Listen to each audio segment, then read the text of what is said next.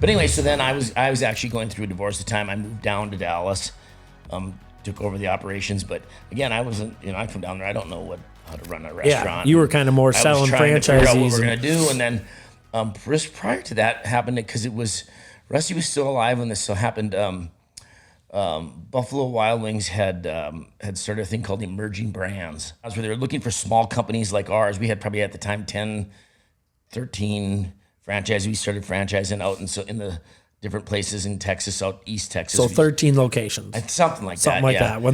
When they came in, and but I had to get rid of some of them because some were deals that Rusty had put together, and I had to kind of get some stuff out, clean it up, and and so Buffalo Wild Wings is going to buy small restaurants and then make them into national brands. They're trying to diversify their portfolio. They had about 1,200 stores at the time. Mm-hmm. About 200 of them are corporate owned. The rest are franchises.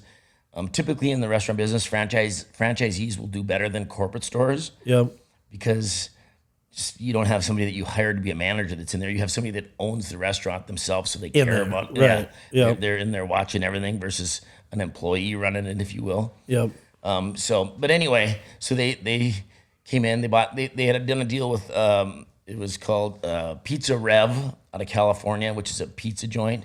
Yep. They had done, and then we ended up in a contract with us where they were going to grow it. I was still employed with them for a number of years contract, but we had 8-10 years or something. So then they converted it to our taco. Well, eventually I had to go in. Sally Smith was the CEO.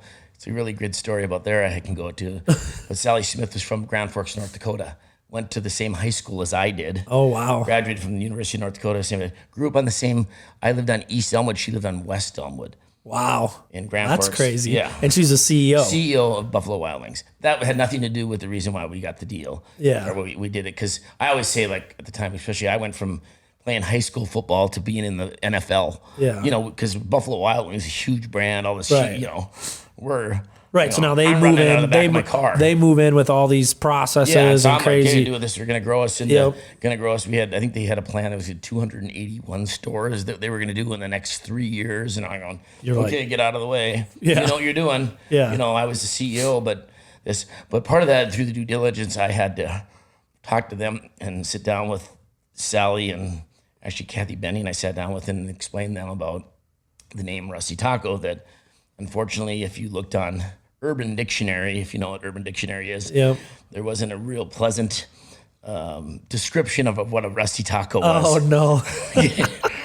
And so in the contract, when we did the negotiations, they had put in there that they have the right to change the name. Yep. And so I, pretty much had to, like I said, here I am looking at this huge opportunity. Do what you guys know what you're doing. Yeah, if you think it's bad, yep. But I definitely didn't want to change the name. I thought Rusty Taco was a cool name. It's too edgy for Buffalo Wild Wings. Yeah.